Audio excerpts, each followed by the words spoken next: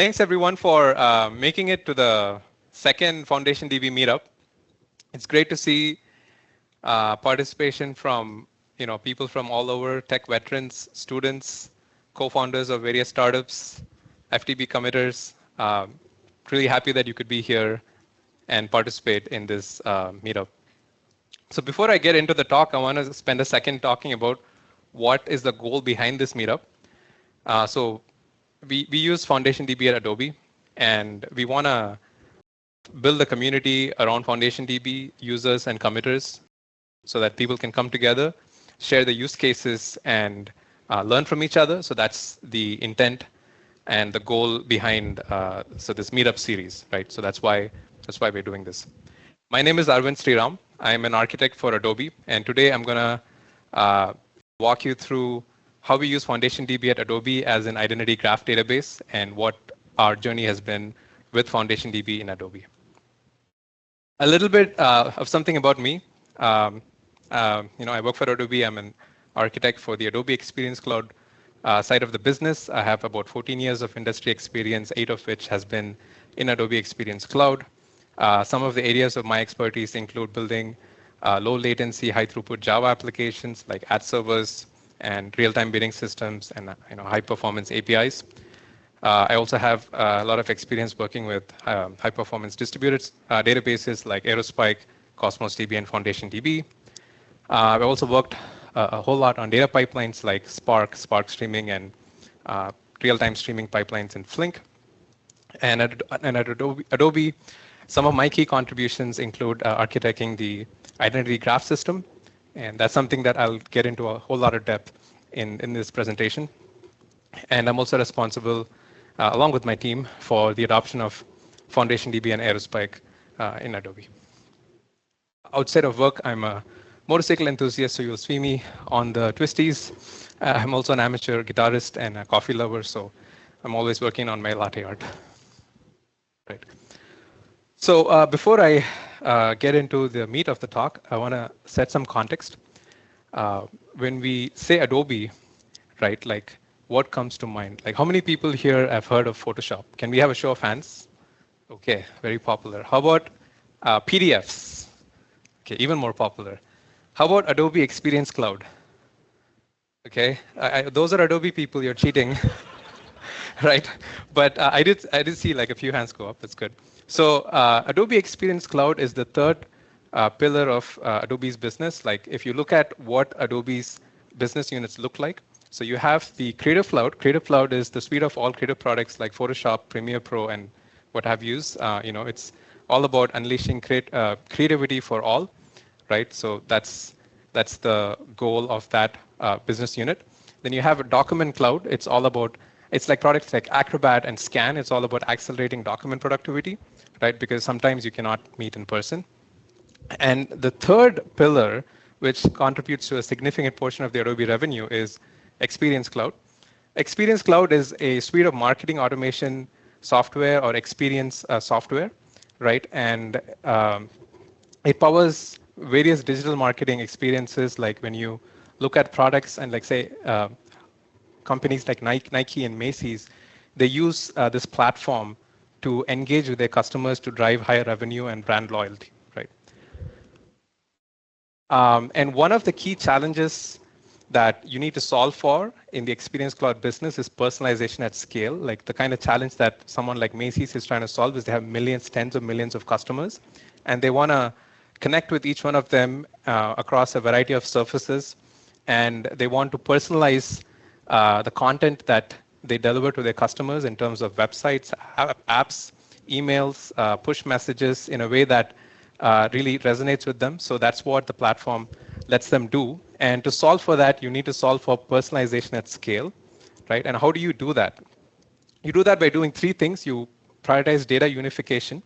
So like the sort of web activity data that's coming in from websites and apps, the offline brick and mortar store data, right, and any other third-party data. You want to bring all of that together into one cohesive system, and you want to establish and maintain real-time customer profiles, and then you get to see a omni-channel view of a customer across mobile, web, and apps right? So those are the three key pillars of how you do personalization at scale. And in order to do that, you need something called identity graph. So what is an identity graph? An identity graph is a collection of identifiers that represent a single customer, right? So the picture on the right depicts this, that there is a person with a variety of identities, and typically data for that customer is sort of siloed into all of these different identifiers. So you need this graph to bring them all together and build a 360-degree view of a customer, right? So it's a foundational aspect of digital marketing. Without identity graphs, you have siloed customer views. With them, you get a 360 view, and that is sort of table stakes for anything digital marketing. So identity service is one of the services that I'm responsible for along with my team. We do three key things: identity collection, and we use all of these signals to build identity graphs, and then we democratize access to this data using high-performance APIs. And as it pertains to data collection, we collect about 26 plus billion records a day. That's the scale at which we operate over streaming and batch systems. We maintain about 50 plus billion identities in identity graphs, and our APIs serve throughput upwards of 500,000 QPS. So extreme high scales, a lot of interesting problems to be solved in this system, right? So one, I guess, natural sort of progression is when you think of graphs, you think of graph databases. And so the question becomes, oh, would you just not store the graphs in graph databases? We did look at that. We looked at a few graph databases 5-6 years ago. Given our scale and the requirements, it just wasn't meeting our needs. And so what we went about is we built a system of storing and managing graphs on top of high-performance distributed key value stores, right? So that brings the question, how do you store graphs in a key value store, right? There isn't a direct fit. So I want to spend a minute talking about how you could store graphs in key value stores. So take this example of these two small sort of toy graph examples. So you want to store these two graphs in a key value store. You can look at an adjacency matrix, adjacency list representation, where every node has an adjacency list. And you can look at this as a table that you can then store in a distributed key value store, right? That's a pretty straightforward physical layout. It supports all kinds of graphs, and is extremely scalable from a storage layout perspective. You can have billions of these nodes, and it works. Some of the cons is if you're trying to query a graph, it's going to be an O(n) operation because you have to kind of discover all the nodes in the graph with multiple hops. And if your ingestion or business tools require looking at the whole graph, even ingestion is an O(n) operation, right? But depending on your needs, that may work. And you also have to take into account that you need some level of transaction support, because if you're mutating multiple rows at the same time and you want some transaction isolation, then you will need a key value store that can actually do that. Another way that you can also partition is you can think of partitioning by a connected component. So effectively, you serialize each of the connected components, and then you store them in a table, and then you build an index over that table, right? So in this example, you have two graphs, G1 and G2, and you serialize and store them in the graph table, and then you provide an index over this by pointing all the nodes to the corresponding graphs. So we call this partitioning by connected component. This is sort of the scheme that we use for the identity graphs. The pros of this is you can do a lookup operation in a constant time O of 2, so that enables like extreme, high performance lookups. And data ingestion is also efficient. If your ingestion requires that you look at the entire graph to apply business rules, then you can also do the ingestion by doing a fast lookup. In terms of data compression, you get better data compression because repeated fields like dataset IDs and timestamps can be compressed better. And you also have an opportunity to associate a stable graph identifier to your graphs, which you did not have in the previous scheme, right? Some things to call out here. Obviously, if you had really large social graphs, high diameter graphs, you will run into issues using this approach. But as it turns out, identity graphs have 100 nodes or less, and therefore it yields itself to this kind of modeling, right? And so this is the scheme that we use, and that's how we take the identity graphs, the billions of them, and store them in key value stores. So one thing I should call out here, which is pretty important, is if you go with this scheme, you need support for multi-table or multi-key transactions. because if you do it without that, you're going to have indexes that are inconsistent with the actual data, and over time, you will get into an incorrect state. So that is table stakes if you go with this approach. So we also built a layer. Uh, we will take questions if that's okay. Or actually, go for it. Like, what was your question? Yeah.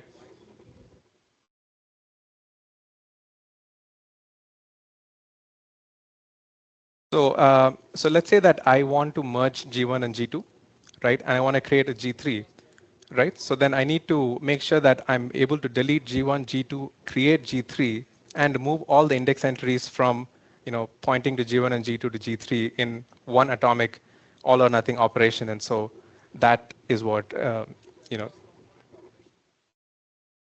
yes, you could have it. Even within component, if you make a change, like, you don't want the data entry update to pass, but the index entry to fail midway, right? You want to have atomicity over the whole thing, right? So that's why you need. Okay, so that brings us to the next topic, which is the Solaris. So we built a layer on top of the key value store to handle sort of our graph concerns, which we call as Solaris. It's a graph layer on top of key value stores. Is written in Java. Right now, we support FoundationDB and in-memory stores. It has a rich user data model, user-provided data model using Google Guava and Java generics. And it also supports generating change logs, and users can bring in their own serialization, encryption, and compression. So you can plug in your own models, right? So this is sort of our layer for interfacing with key value stores that helps us store graphs on top of key value stores. Some of the design points, it's designed to be a simple API, and it has transactional update of index, data, and change logs. It provides isolation between tenants, so you're able to store data for multiple tenants, and then you have clear isolation between them.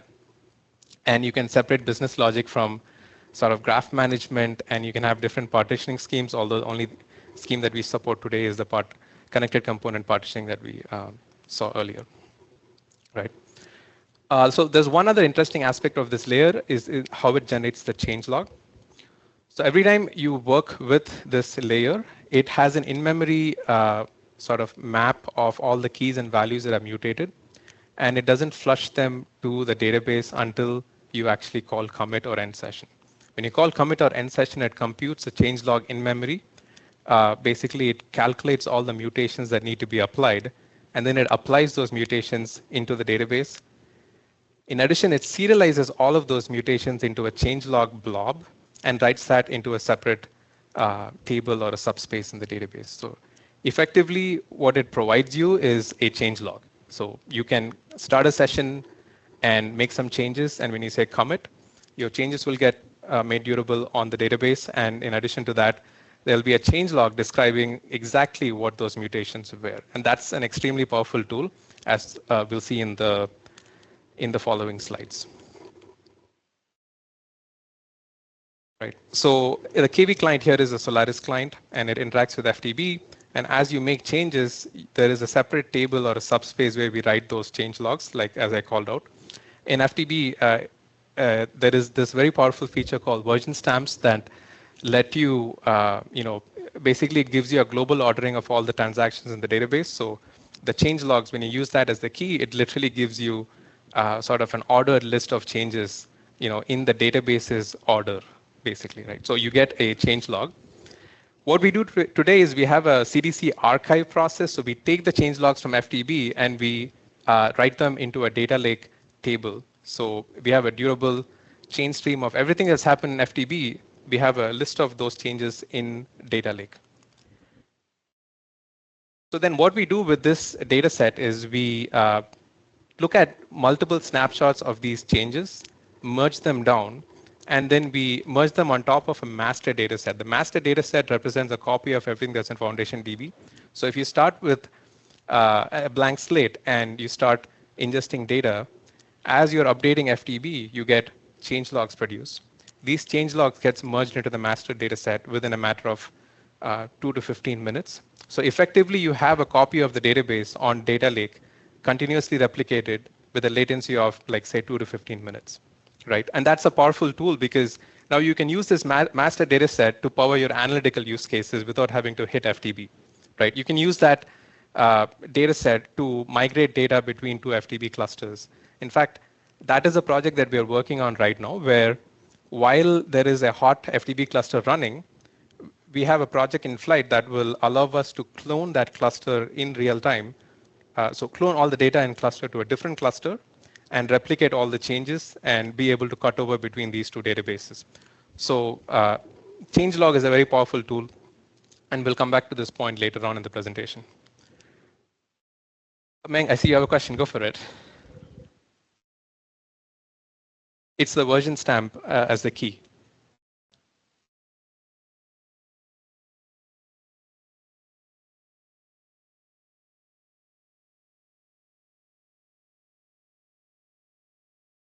So it's one cluster, right? So the way that we model it is we have one cluster and it's multi-tenant. So we have different key ranges mapping to different customers. And for every customer, the CDC is written to a subspace within that range, right? So the ordering of the changelog matches the database ordering of all the operations that happened. So I guess you were asking if the data is changelogs are coming from multiple clusters or one cluster. The answer is one cluster. Yes.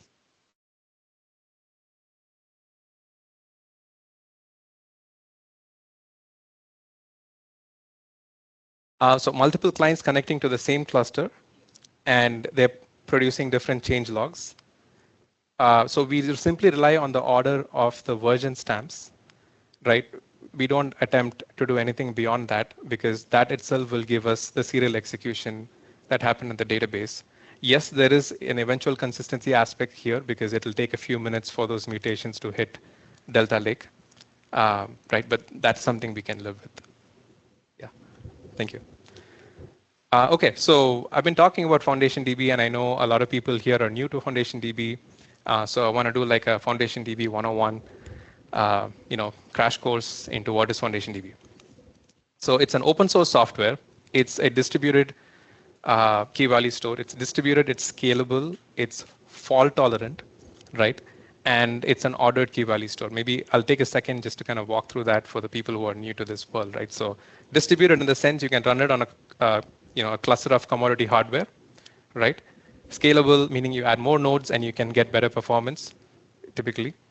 Fault tolerant, meaning for whatever reason you lost a node or a bunch of nodes, the database still preserves your data and you can run your business operations.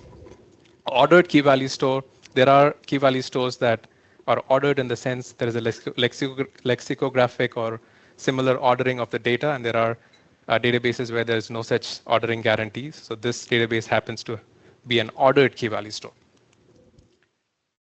So this is the most important point, I guess, of all, which is that it supports ACID transactions. It's pretty rare to see distributed databases support ACID transactions.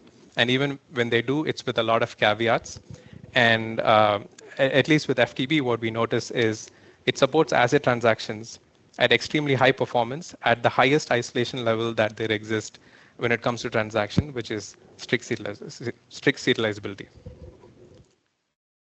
There are multiple configurations for HA, so you're not limited to one particular way of achieving HA, and this is something that I'll get into a lot more detail in this talk, right? So it has a simple schema. The keys are byte arrays and the values are byte arrays, and it's up to you to figure out what bytes you want to stuff into those keys and values. There are higher level layers like record layer that simplifies some of the schema management and index building aspects of it. But if you would prefer, you can write your own layer like we did. It's rigorously tested. This point is also extremely important.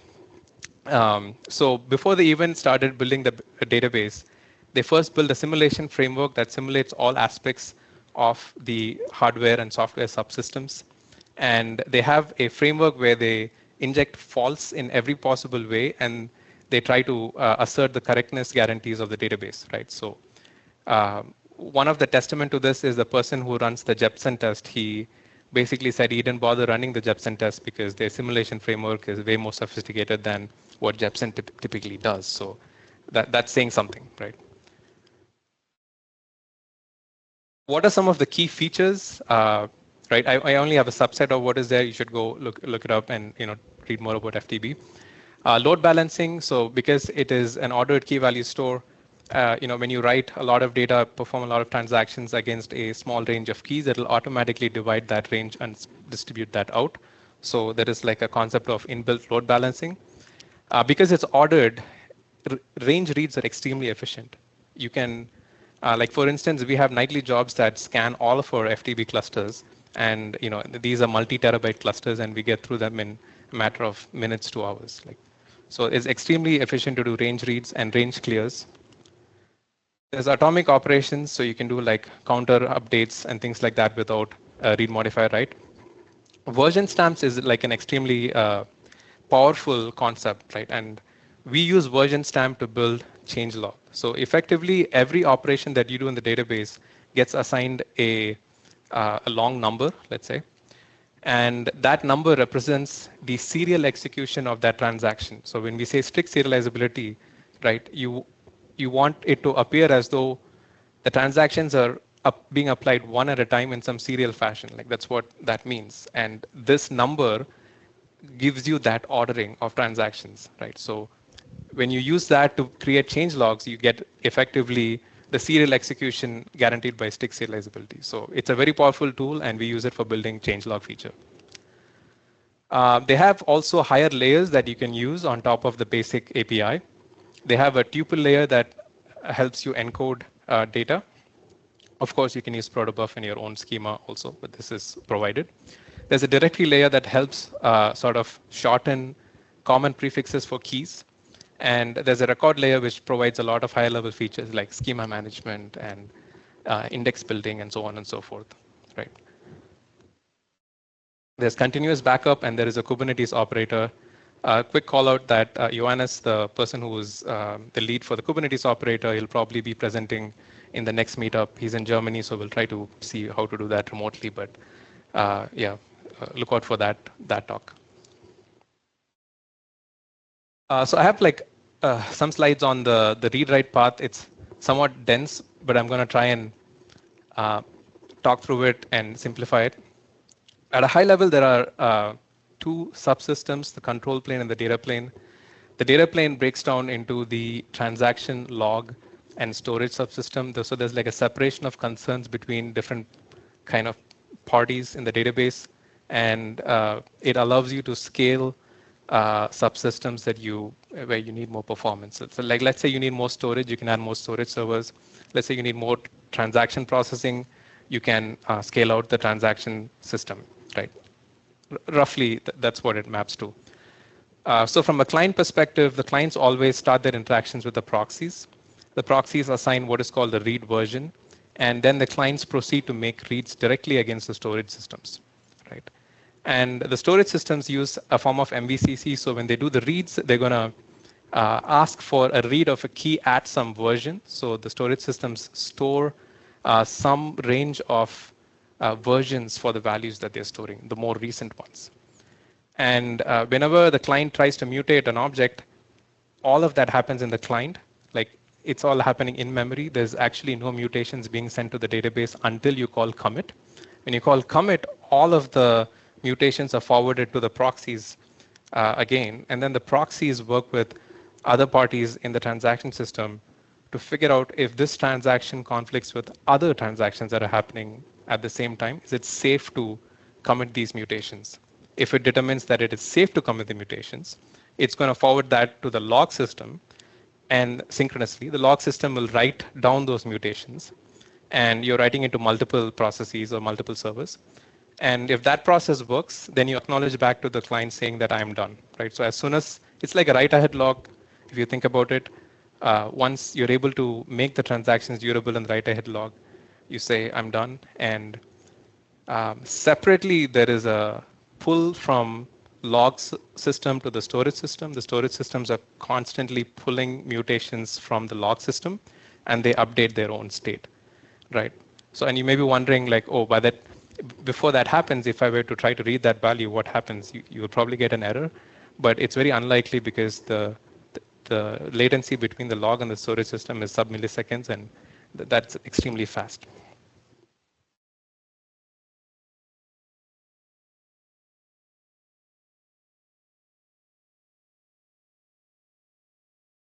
Right. So you're asking. Aravind, just a request. Could you repeat the question? And we have a mic now so that people online can just hear what the questions are. Sounds good. So the question was, which component makes sure that it is ordered? And I want to clarify, when you say it is ordered, are you asking about the ordering of the transactions or the ordering of the key values? Okay. So they use range partitioning. So you kind of take the whole range of the byte prefixes from 00 to FF, and it's partitioned and sort of assigned to different storage servers. When you make a transaction, there is a mutation list for that transaction, which could be targeting many keys, right? And so the log servers, it is written in a way that it is already pre-sharded, right? And the storage servers will pull their sort of the set of transactions that apply to that storage server. Like there could be a storage server that was only interested in keys starting from 00 to 04, let's say, in the hex prefix, right? And so so that sharding, like the mutation logs are tagged to indicate which storage servers need to pull from them. And the storage servers, when they pull it, they're only pulling for their key ranges. Right, so there is and the way that the data is stored in the storage server is using B trees. So when they try to update or insert data, you have that ordering happen at that level. Okay. Does that help? Okay. Okay. So I have another question. Oops. Yeah, actually, you mentioned about the delay between log servers, writing to log servers, and the data being copied. So in that case, what actually happens? Is it going to the read's going to return a stale data, or is it going to block? Like basically between the trade-off between availability and latency, and availability and or latency and consistency, what is the trade-off? Right. Good question, right? So once people on the call heard the question, right, because he was on the mic. Okay, good. Right. So you start, like I said, you start by talking to the proxies to get a read version, right? So either you get a read version that is old enough that the storage server already has, in which case you're good. Or you get a read version that is newer than what the storage server knows about, in which case it'll tell you, I don't know what version you're talking about, right? Like, so it's either A or B, there is no in between. Yeah, okay. It will return error saying, I don't have that. It's possible there is a small wait, millisecond wait to see if it gets that data. But in most cases, if it doesn't have the data, you're asking for a version that it doesn't have, it'll say, I don't have this version. And the next time you make the call, you will get it. Yeah. Yeah, hi. Yeah. Yeah, so how many proxies do you guys have? And is this the proxy, the first, component where the client connection will come? So the client reaches out to the proxy to get a read version. So that's the first part of the read lifecycle. Once you have that version, it starts to make calls against each of the storage servers, whichever will have the key. So there are two legs to that read transaction. How about the writes? Same thing. And then in the end, it will connect to the proxy to forward all the mutations over to the proxy to say, hey, can you commit this transaction? Okay, but would there be latencies when the write will come, right? The Cassandra does not have that. It should be peer-to-peer, right? So FDB is write sensitive or read sensitive? Sorry, I'm not sure I follow the question. Can you rephrase that if you can? So basically, Cassandra is write sensitive database, right? When all the nodes are peer-to-peer, right? And the client connection can come to any of the node. And in terms of FDB, what my understanding is that the connection will come to the proxies, then it will write to, I think, if you could please go back to the previous slide, right? So the transaction will come to the proxies, and then maybe it resolves or go to the sequencer, and later on it writes to the log systems. Is that correct? That's right. So, so when it is writing, it means that once the connection is coming to proxy, it is resolving the connection, it is writing to the log system. So before writing to the log system, it has to go back to proxy, right? So there is another hop for that, and then it is going back to the log system, right? Well, like, I'm kind of simplifying it, but then there is a lot of batching that happens behind the scenes, right? It's not like every call to the proxy results in a call to the log system. There will be many calls happening to the proxy from many clients. Internally, the proxy and the log system have their own channels, so it will be batching many sort of communication between the proxy and the log in one message, right? So I'm just trying to show that the path here, but regarding that, the systems we have, right? The multi-billion transactions is happening. How many proxies approximately you guys have? Like, is that 10 or 15, or how many proxies you guys have? So for a 45 node cluster, I want to say about 30 of them are pure storage. Okay. So maybe 10 of the machines or less are playing the role of proxies.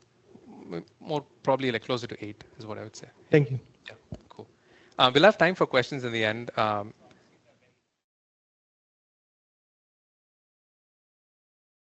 the sequencer. Just CPU intensive. Yeah, so we'll have time for questions in the end. I have way too many slides. I don't know if I can get through it, so I'm going to try and power through. So sorry about that. Right, so I wanted to spend a little bit of time talking about the two HA options that we have explored. So there's an option called, so the basic one, without any of this, you can do double, triple replication similar to other databases. Right. In addition, there's also a 3 data hall where you can store 1 copy of the data, and like you can have 3 availability zones, and then you can store 1 copy of your data in each of those availability zones. And from an enterprise perspective, you're always expected to build solutions that are resilient to AZ failures. And so this is a pattern that helps with that. But data is not the only thing you want sort of replicated. Even the transaction logs are important, because in FDB, as I called out before, as soon as the transactions are made durable on disk, you say, I'm done, right? You don't wait for those transactions to land into the storage systems. So you have to make sure your transaction logs are also durably replicated. So in this sort of setup, your transaction logs are replicated 4 times, and you have 2 AZs containing 2 copies of the data for the transaction logs. Right? There's also a more complex deployment called multi-region. It's a more recent feature that provides you sort of more flexibility in how you want to do HA. This is a setup we run at Adobe right now. Right? I think so. The way to think about this is you have a concept of a primary data center, a secondary data center, and a satellite.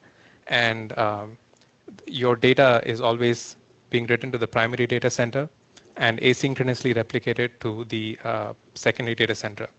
The satellite serves as a, the function of the satellite is to, have synchronous copies of the transaction logs. So when I do a write, it goes to the proxy. The proxy is going to forward, proxy is going to make that mutation durable on the transaction log servers in the primary and the satellite. So I have additional resiliency when it comes to my transaction logs in another AZ.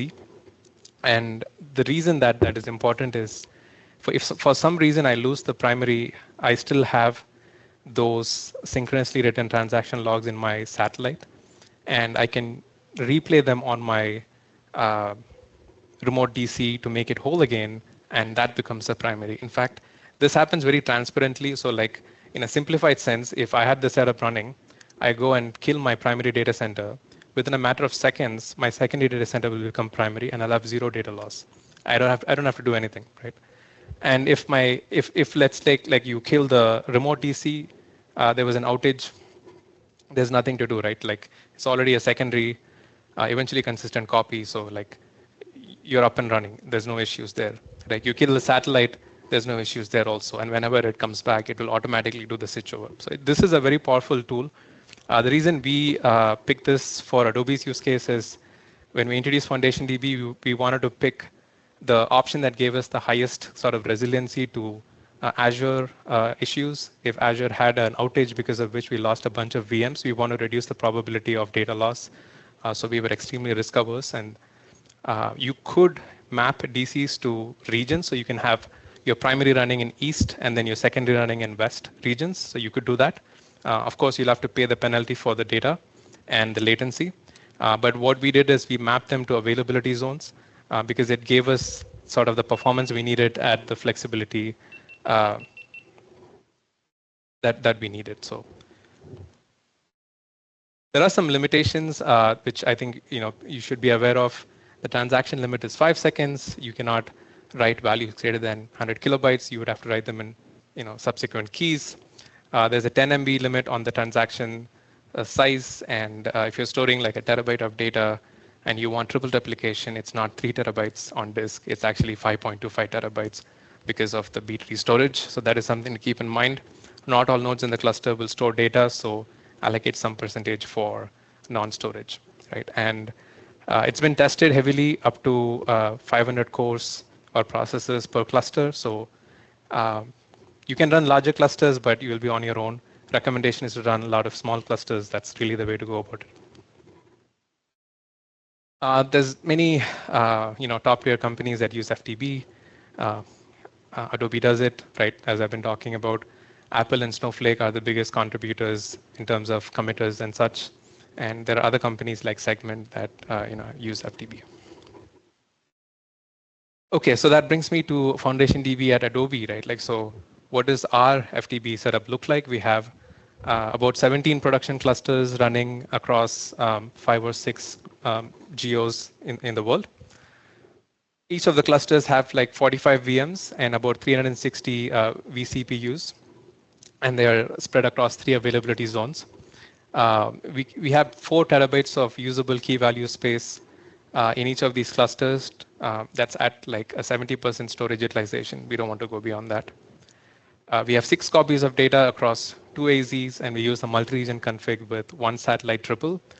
So it's an extremely risk-averse setup, and we have very strong fault tolerance guarantees with this. In terms of fault tolerance, any one of the AZs can go down. Touch wood, nothing like that has happened, but if it did, we'd still be fine because we have tested those scenarios out, and it's a very transparent failover, and it fails over back. We can also lose any 4 machines, so at random we can go select 4 machines and kill them, and the database is still fine. The key callout is coordinator quorum is essential, so there is this list of machines that play the role of a coordinator, and if you lose the quorum of coordinator, your database is bricked. So be extremely careful with your coordinators and make sure that you have coordinator quorum at all times. So how did we choose FDB? Like, how did we land here? It's not like we decided one day that, oh, we're going to use FDB. We went through a very rigorous process for evaluating databases, right? So we looked at what are the databases in the market that met our needs, and we built a framework for automatically doing benchmarks of these databases. We ran those benchmarks, got numbers. We also did non-performance evaluation, looking at other aspects besides performance. We ran some cost estimation, and finally we landed at the database, and that happened to be FDB. So these are some of the databases that we looked at, and these are some of the dimensions that we evaluated them against. We wanted multi-record transactions for data correctness and for simpler application code. We wanted a database that provided lower cost of ownership. We wanted high throughput with an increased load, and we wanted low latency for our real-time applications, right? So these are the dimensions. And a subset of these databases met our needs. We picked them, we put them through our benchmarking framework, right? So we have some sort of automation where you specify, these are the databases I want to benchmark, and here are all the list of experiments that I want to run. And you submit that, and you come back the next day morning, and you have a nice CSV file with all the combinations that you wanted to test, and We also have some Prometheus and Grafana integration, so you get a clear picture of under these parameters, this was the performance, and here is the CPU utilization, here's the network and disk numbers, and so on. So you have a complete picture of everything that happened, and then you can fine tune and rerun and get to where you need to go. It's open sourced, so if you're interested in benchmarking FDB or any of those databases, you can go check this out. It works in Azure Cloud, but there's also a branch that AWS contributed for AWS, and at some point we'll merge that in. Like I said, there's metrics integration, and these are the 3 databases that are supported right now. So I have a couple of slides on Kubernetes. We also invest heavily in Kubernetes. We run pretty much all of our API workloads on Kubernetes. We're huge on Kubernetes. And we're partnering with Red Hat and looking at their OpenShift Kubernetes platform. It's a platform as a service with global SRE expertise, and it's a turnkey application platform with security and compliance all baked in. So, but it's end of the day, it's a Kubernetes environment like AKS or EKS. Right? We use the Kubernetes operator. It simplifies cluster administration. You don't have to write your own tools. Scaling up, scaling down, provisioning new clusters, monitoring, repairing. It makes life a bit easier for the cluster admin. And you also can run the 3 data hall or multi-region, what I talked about in this environment. And it's multi-cloud. So if you're on AWS, Azure, and GCP, like it just works. A couple of callouts in FDB. So the client needs to be able to talk to all of the FDB processes. That is essential. And this can be challenging because you may have environments where you're not able to, like let's say you're running a Databricks Spark job, and the Databricks Spark job is not able to connect to the IP address of your FDB cluster because they're in completely different networks.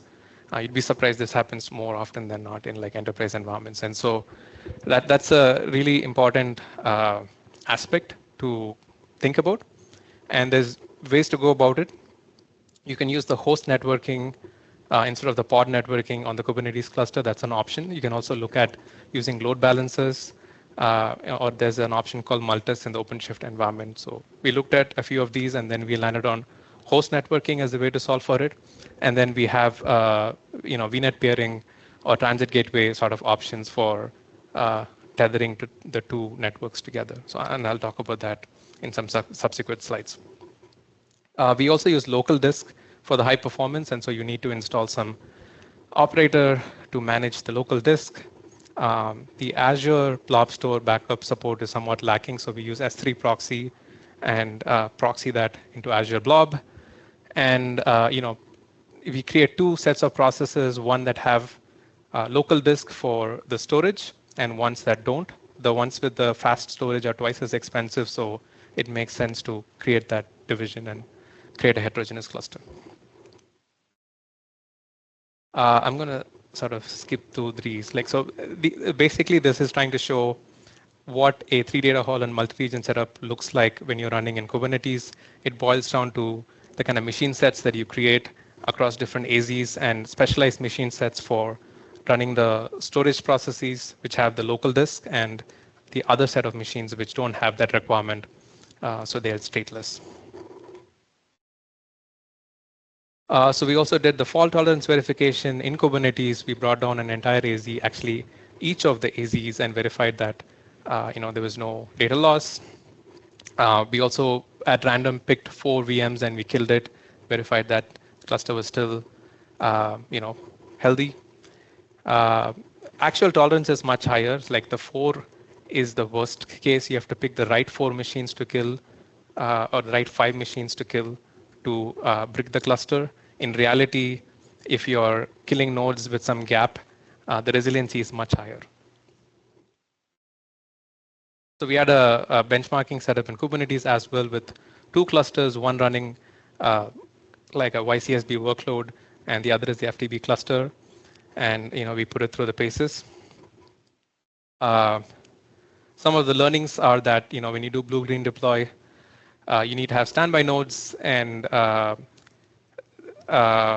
you want to use smaller VMs for stateless, because when you use host networking, there's a certain challenge in running multiple processes, stateless processes in a single pod. From a K8s perspective, it supports all the deployment options. Just pick what makes sense for you, and you can also decouple the proxy pods from stateless for better isolation.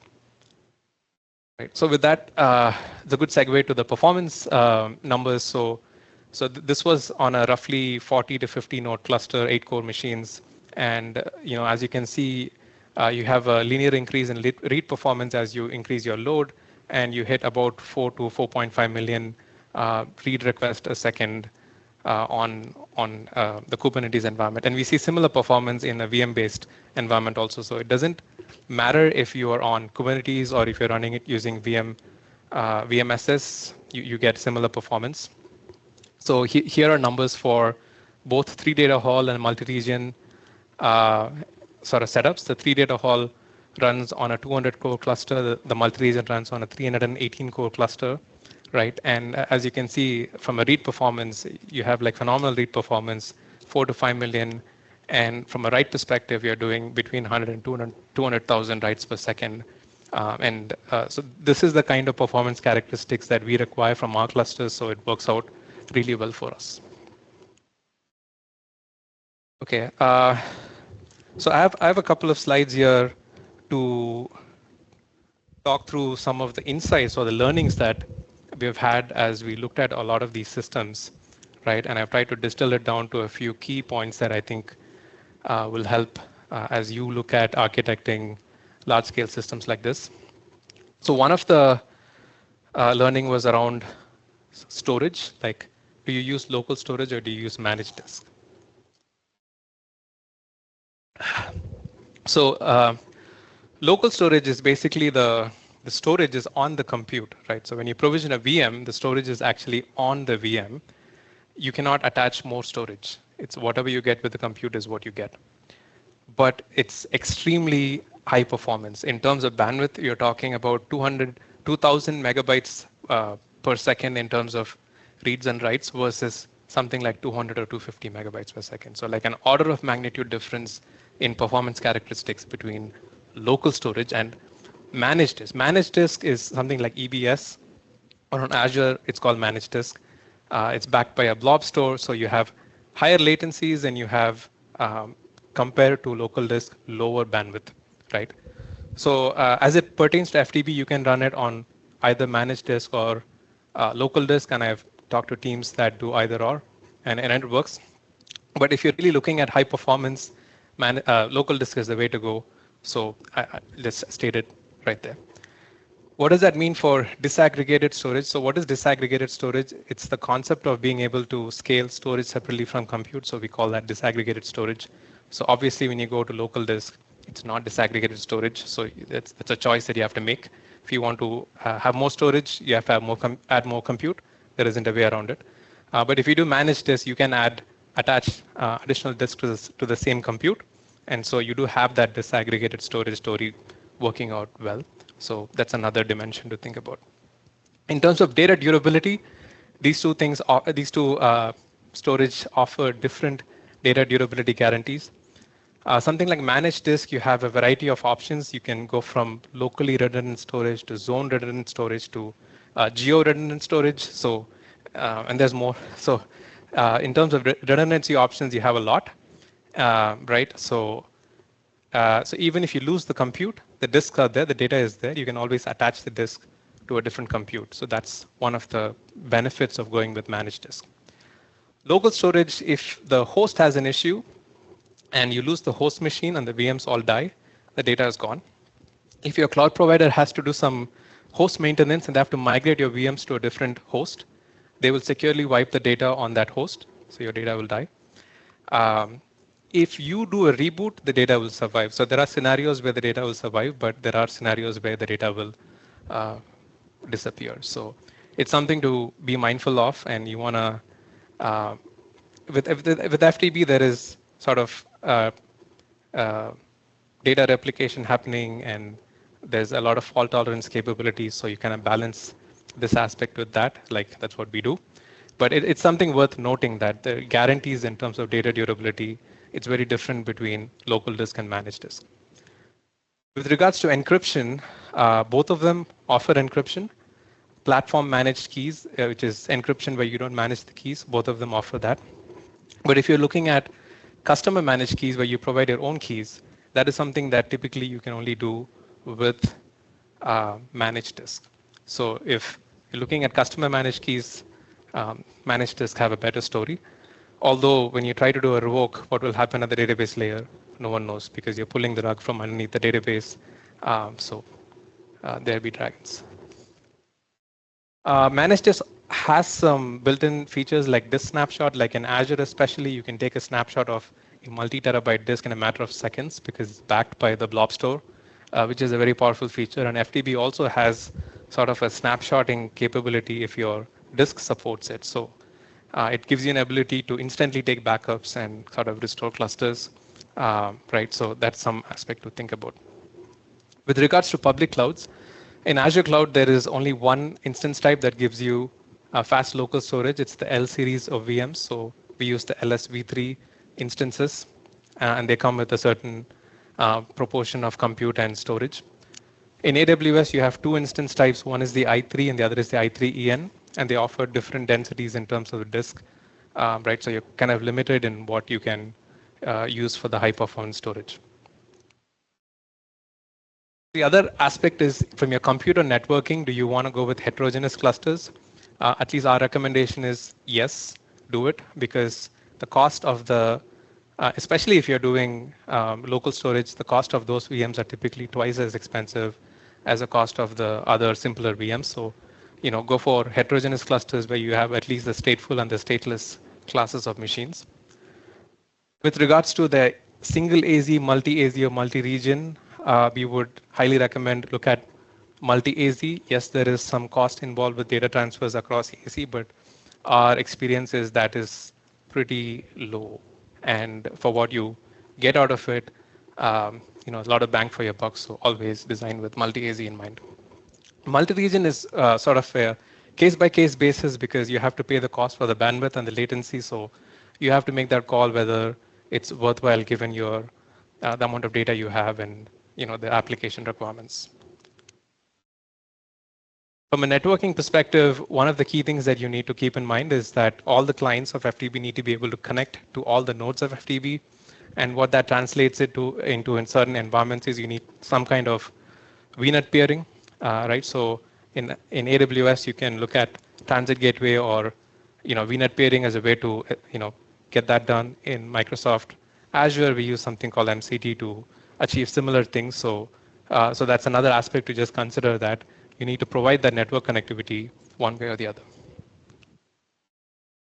Also very important to figure out your topology selection. Are you satisfied with just the triple setup or the 3 data hall, or is it worth going to the multi-region?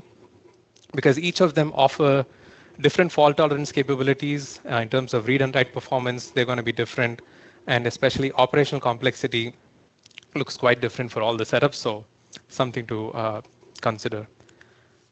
You also have to be mindful of the process counts that you use for storage versus log servers versus proxies. That massively impacts your performance in terms of reads and writes. So definitely, reach out to the community for best practices, benchmark, and tweak the values.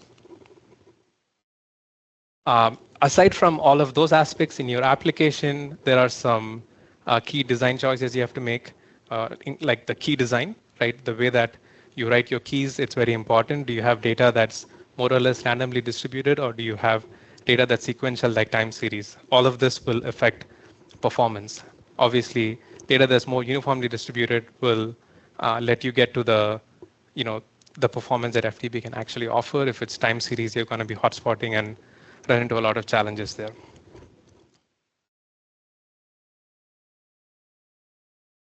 Duplicate data. So this is something that is very challenging because duplicate data will result in hotspots, and with FDB, duplicate data can also result in conflicts, which drive performance down. So if you can have layers ahead of time to pre-process and remove duplicate data and hotspotting keys, that will definitely help. And another important concept is batching. We do this heavily when we do writes. We batch multiple writes into a single transaction that That's what allows us to get to the full performance of FDB. And when it comes to read, we cache the transaction and we reuse that transaction for 3 to 4 seconds. That allows us to reduce the number of transactions we need to open. Changelog is a powerful feature. Like I was talking to before, it allows you to do things like replicating asynchronously to something like data lake. You can do an alternate continuous backup. You can do live tenant migration. And so it's a very powerful capability. So think of whether your application needs a changelog. When it comes to benchmarking, make sure you model the load. And there's a bunch of things that goes into modeling the load. You want to make sure that your key value size distribution matches your actual production sort of setup. You want to make sure that your test cluster, you're not just loading 10 keys and running the test. You're loading it up so that disk utilization is 50% or something similar to what you'll have in production. Your request distribution, is it Zipfian? Is it uniform? You need to make sure that it matches your actual production workload. Are you going to do batching? And you want to sort of iteratively increase the load until you get to the performance saturation, right? There is one thing that we noticed when you try to load a lot of data in FDB, you run into some challenges. So the solution is to sort of just warm up the partitions by giving some load and giving FDB some time to divide the partitions and balance it out, and then run the actual tests. That is something that we noticed helps a lot. In terms of the connected clients, there is a sort of hard limit on how many clients can connect to FDB at the same time. And yes, you can increase it by increasing the file descriptor limits, and that definitely does help. But once you cross like the 5,000 to 8,000 ranges, you will start running into issues. So keep an eye on how many clients are connecting to FDB at the same time. That's an important aspect. And automation is a requirement. Really, like doing this benchmarking with automation is like sort of hell. So definitely write automation and use automation for all your benchmarks. Okay, so I want to kind of bring it home with this slide. Is from an Adobe Experience Platform perspective, it really is one of the biggest platforms that solves for personalization at scale. Go to our website, go to Google, and take a look. It's a very powerful platform with lots of capabilities, right? And the other call out is check out FoundationDB. If you're new to FoundationDB, check it out. It's a super high performance database with ACID transactions. Very few DBs in that realm. Excellent fault tolerance capabilities, and it's used by many leading companies in the industry. So definitely check it out. And my last call out is if you're interested in presenting at this forum, drop me a line, come talk to me, right? Like we want people to come up here and share their FDB experiences with the rest of the community. That's the goal of this Meetup series. So if you want to come and present, to reach out to me. And another very important call out is we are hiring. So if you're interested in hard problems, you're interested in technology, query engines, distributed systems, there's open roles across the board. Take a look and reach out to me. With that, I want to thank everyone for their time and patiently listening to my, I don't know how long it's been, 45 minutes to an hour talk. So appreciate your participation, and hopefully everyone got something useful out of it. Thank you.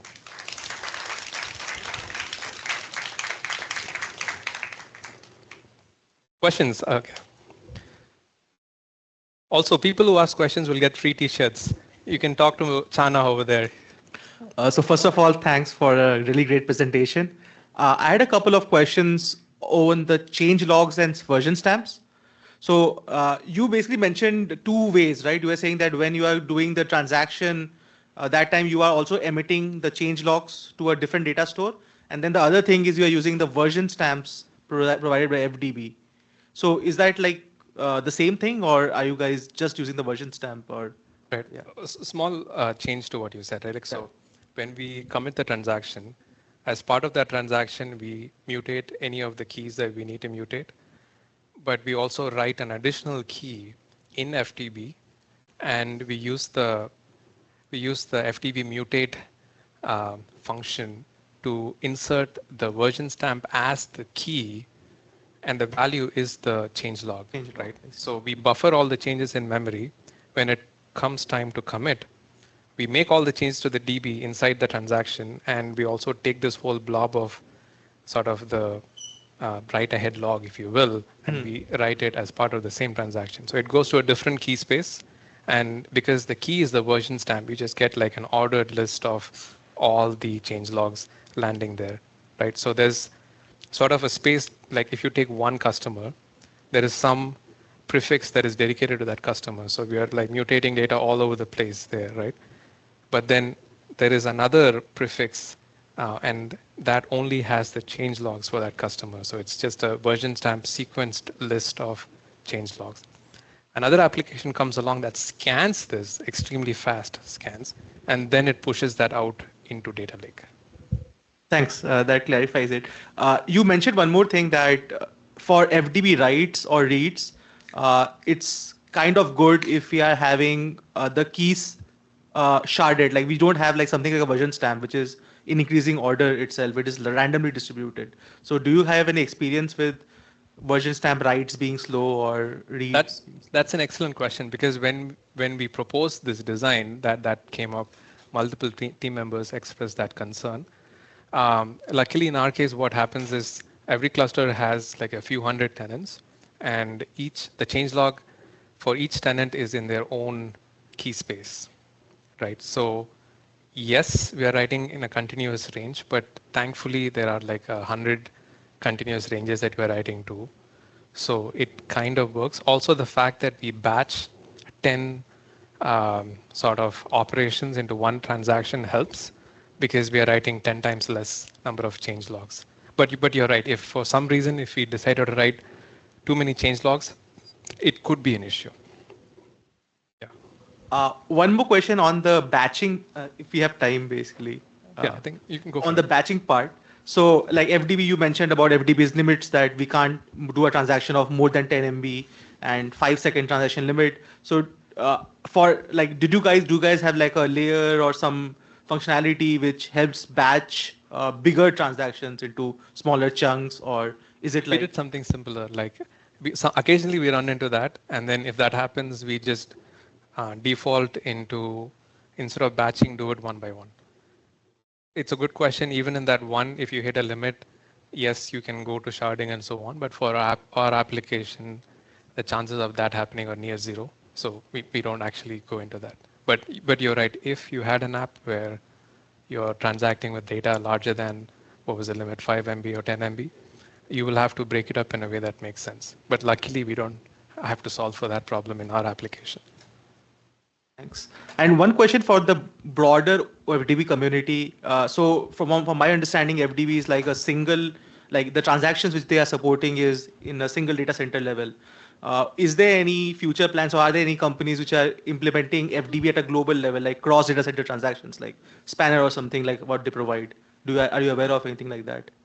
I mean, like technically you can run a data center in Europe and one data center in US, the multi-DC setup, and it still works, right?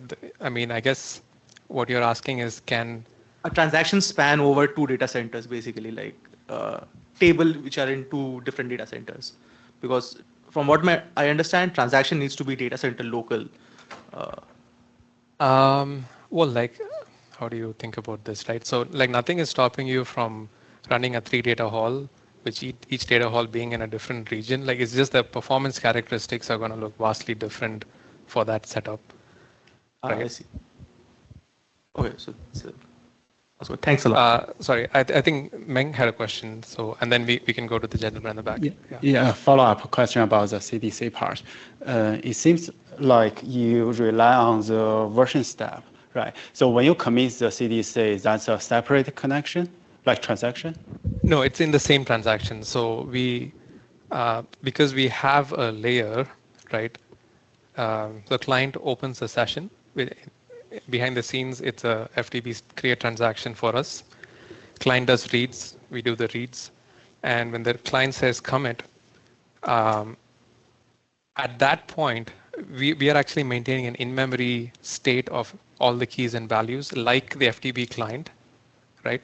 And we figure out what the mutation is for a given key, what was the previous value that we read, what's the current value that we're trying to write, and we make those operations using the transaction. So we do the actual puts That's the extra transaction.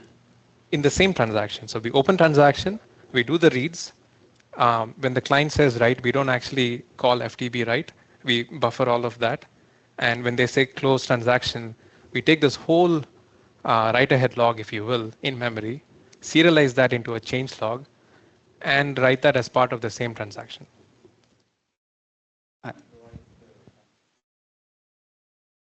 Right. So I guess the version step, you cannot get the version step until you commit. Can you? Okay. So there is a mutate function offered by the API where you put a placeholder, and on the server side, it will fill in the version stamp in the key or the value. So we're using that. Oh, I see. Okay, thank you. Yeah.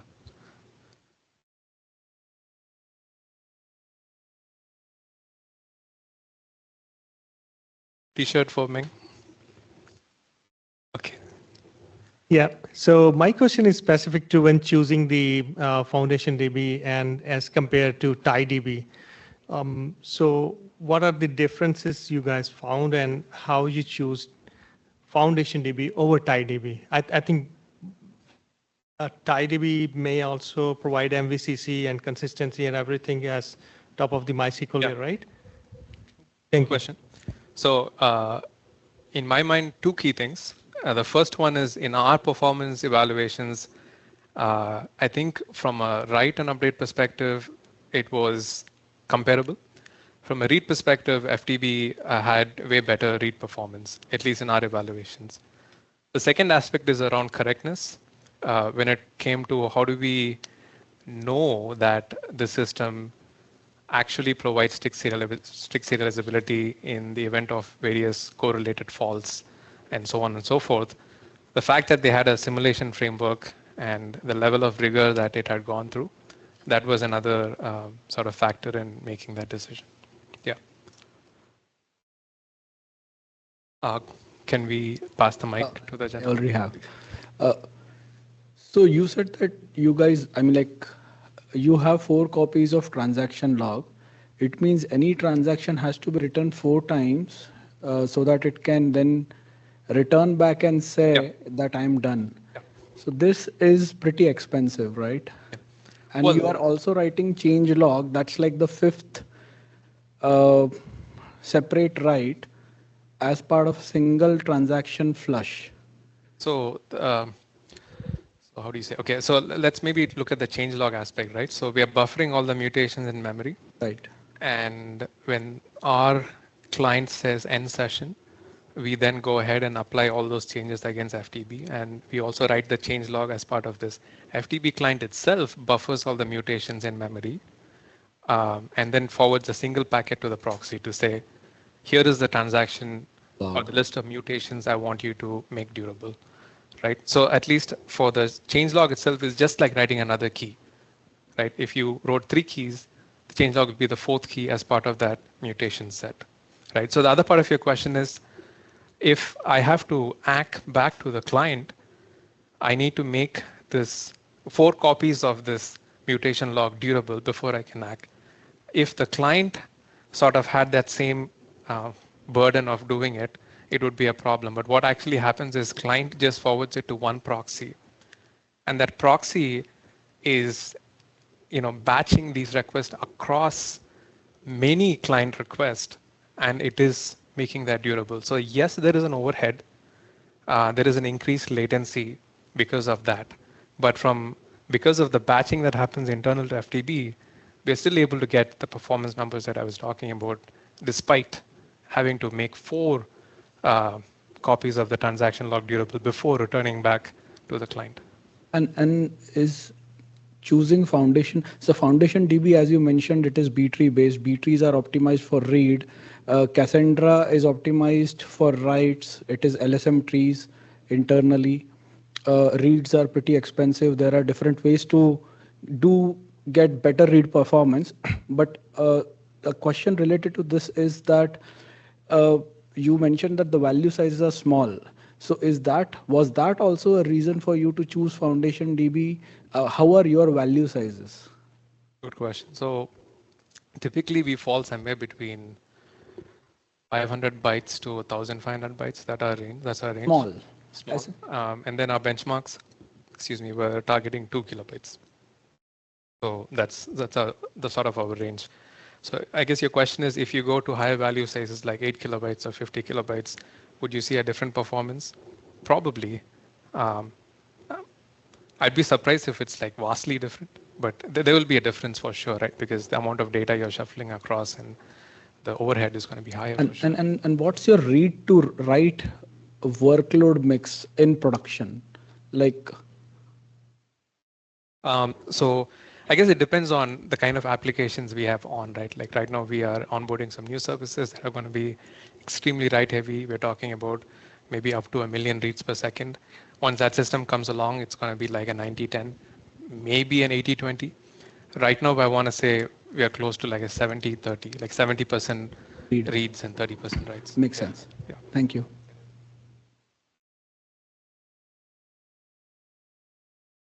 Yeah, I just had a quick question about the types of DCs you mentioned.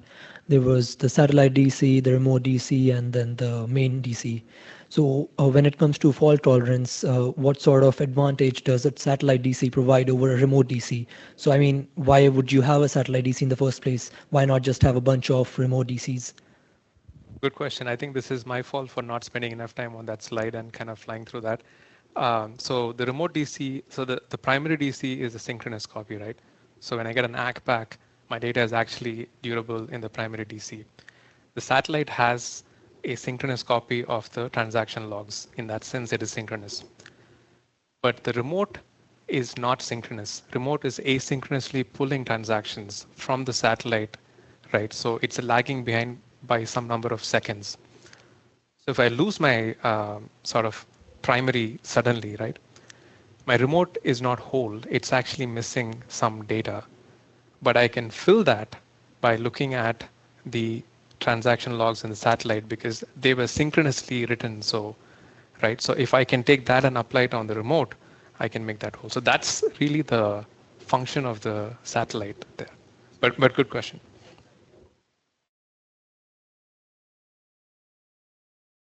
No, but the scenario is the primary goes away. Like you lost your AZ1, then what do? The satellite has the synchronous mutation logs.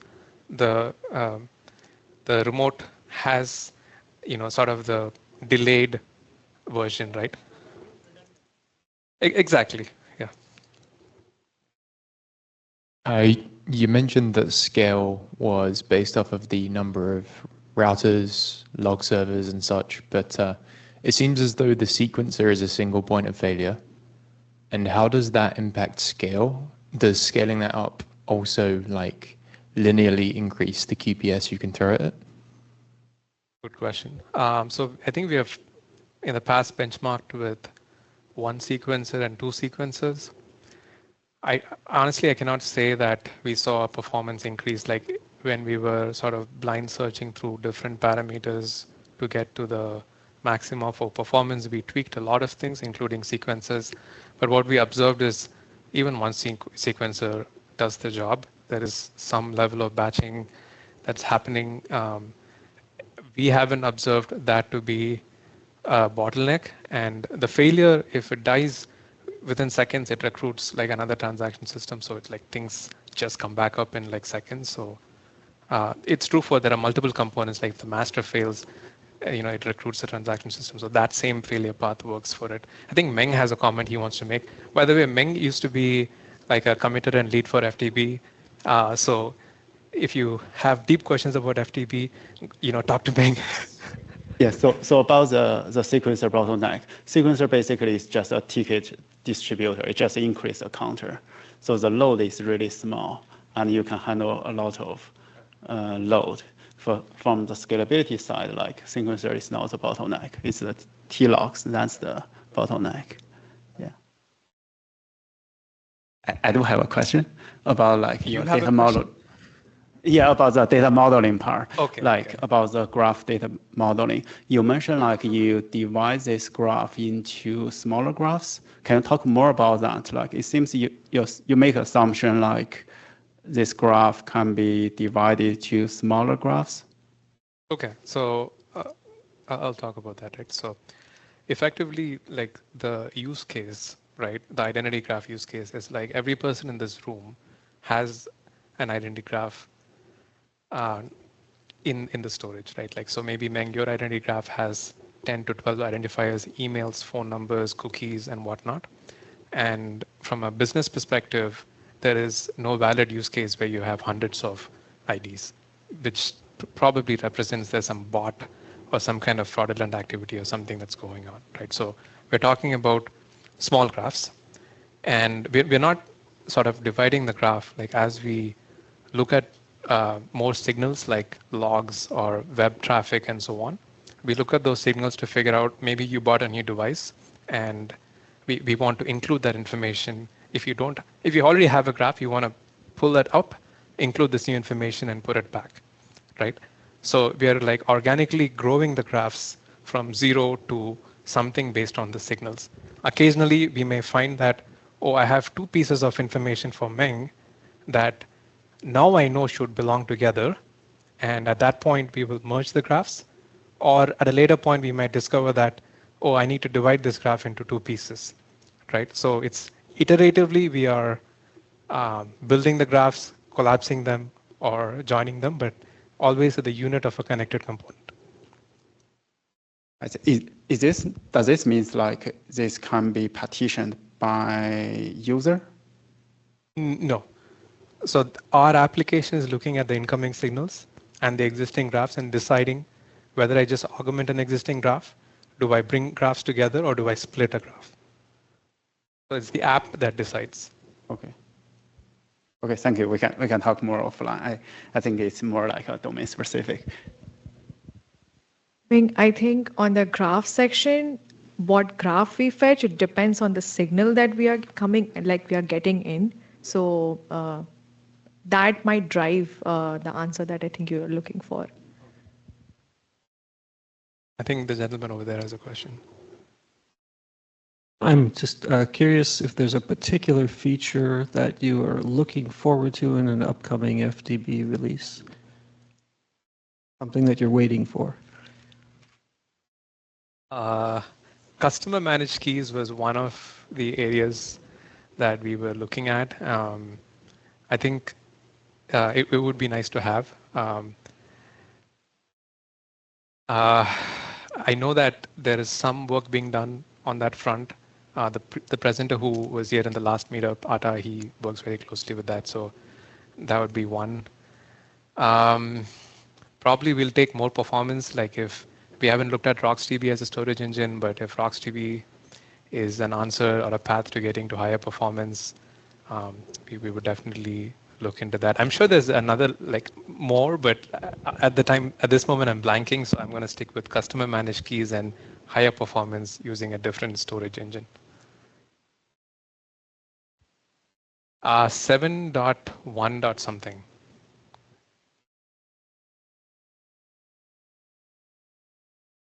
7.15.x. Oh. So I have a question on the disaster recovery side. So what benefit does a satellite have compared to if you have another remote DC and you have a synchronous replication to that remote DC versus having another, just a satellite? You could. I mean, it doesn't work that way, but in theory, you could have rather than. So basically what you're asking is when a transaction commits, it's synchronously updating the data in the primary DC. Actually, it's synchronously updating the logs in the primary DC, and then the storage servers pull from that, right? So you're asking why can't you have the same thing happen in the remote, which you could have that. It'll increase your latencies, right? It's a trade-off, right? So you still want to maintain a low latency as much as you can while offering a high degree of fault tolerance. So the kind of multi-region design, that's the design point for that design. And you can have alternates if you're looking for something else in theory. Yeah. So I had two questions. The first one is when you said you are batching the transactions, right? So what's the throughput versus latency difference that you observed in the transaction? I think the read part is easier to answer there. So from a read perspective, what we do is the API layer will start a transaction and cache it for like up to 5 seconds. So when you start a transaction, what it means is you need to reach out to the proxies and get a read version. That can take 10 to 20 milliseconds, let's say. Maybe I'm overestimating, don't quote me on that. It takes some number of milliseconds, but that's somewhat expensive in terms of latency operation. Once you cache it, you use that read version and you forward it to every call to the storage layer, and that can happen in sub-millisecond time. So it's a huge benefit. If you start a transaction, you do the read version, then you do a read. It's a 2-hop, plus the first hop is higher latency. If you cache it already in memory, your transaction is going to, the latency is going to change dramatically there. Yeah. Second one was you mentioned that there is a 5.25 times storage required for the logs. So would you see a use case of erasure coding there? It's for the storage, right? Like what I was trying to say was, if you're trying to store a terabyte of data and you set replication to triple, you shouldn't expect to use 3 terabytes of data in the disk. You would actually see higher than that. And that's because of how that data is organized in the B trees internal to FDB. So from a planning, budgeting perspective, that comes into picture. Oh, I see. Got it. Thank you so much. Yeah, of course. Good questions. I also have a couple of questions. So the first one is does it follow a single or a multi-writer model, the transaction layer? Can you clarify what is a single and a multi-writer? So do we have one writer, multiple readers for the transaction layer, or there are multiple writers, who writes to the logs? Right. So there are many processes that take on the role of a log server, right? And the proxy is sort of the the facade of the whole transaction system. So as a client, I forward all the mutations to the proxy. And now the proxy is responsible for tagging the transactions and forwarding it to the log. In that sense, there are multiple writers into FDB, but within the FDB system also there are multiple writers between the proxy and the log system. I asked this because for other distributed database models, generally we follow a single writer system so that we don't have write conflicts there. And the other. Okay. So here, the way to think about it is the proxy is looking at all the transactions. It's then coordinating with the resolver to figure out if transaction A conflicts with transaction B. So although there are multiple writers, there is a designated subsystem that's responsible for looking at what these writers are trying to write and figure out if one of these writes is going to conflict with another. And if that happens, it would fail the transaction and say there's a conflict, right? So you're optimistic in the sense you accept all the mutations, and then you figure out if these mutation sets are going to conflict with each other, and then you say, oh, too bad, I'm not going to accept this. Okay. So are there any designated readers who just respond to the read queries? So the reads happen directly against the storage service, right? So, but you need to ask the version stamp at which you're reading. So you talk to the proxy to figure out what that version stamp is, and then the reads happen directly at the storage layer. Okay. One last question regarding the scalability. So what's the maximum testing, what is the maximum size that you have already tested for this one? I don't think we have gone beyond 45 node clusters because we don't have that use case. Plus, we are also very apprehensive of going over the 500 core limit that Apple team has tested it rigorously. So, but I think it's possible to go beyond some degree. We just haven't ventured there. So it's I want to say 360 cores, 45 node cluster is roughly where we have tested it at. And in terms of performance, like what I shared with you, the 4.5 million reads and the 150 to to 200,000 writes and updates. That's the envelope of where So when you say 45 node cluster, like what is it in terms of size, like terabytes approximately? So each node has, well, so each node has like 1.92 terabytes of like one single SSD with 1.92 terabytes. But like after partitioning everything, you're looking at maybe 1.8 terabytes of usable space. But not all nodes are storage nodes, so like you have to factor that in. So after 45 node cluster, only 30 nodes are, so like 2/3 of the cluster participate as storage nodes. So like, look at 30 times 1.8 is the actual raw storage. And like I talked about, the 5.2x is for a three data hall. For the 6 copy setup, it's closer to 7 to 8 in terms of the bloat. So divide that number by like say 7.5. That gets you to the actual usable space, right? So in our setup, it's closer to like 5 terabytes.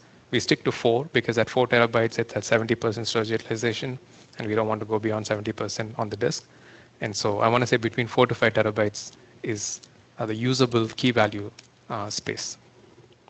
So I think I saw in one of the slides that it was written that it can go up till 100 terabytes. So like, is there a target that you have set for yourself that you're trying to achieve? So I guess the distinction to draw there is when they say they can go to 100 terabytes, you have more control over the hardware, that it's not just commodity hardware in that sense. So I can have, if I could run my own data center, I can have a rack, I can add like a whole bunch of fast NVMe SSDs and get it to 100 terabytes and still stay within the 500 core limit or soft limit, right? It goes back to what I was saying about disaggregated storage. If you have disaggregated storage and you can attach more NVMe, like how you do in your PC, you just take the PCI Express slots and you put more like NVMe drives. If you could do that, yes, you can get to 100 terabytes, right? But in a public cloud environment, if you're doing local SSDs, you have to increase the compute to increase the storage. So it's, by the time you hit 100 terabytes, your cluster is going to be so large, and it will be interesting to see how that pans out, right? Running a 5,000 core FDB cluster. I think we are going to take one last question. Okay. Thank you. My question is a little bit about data locality.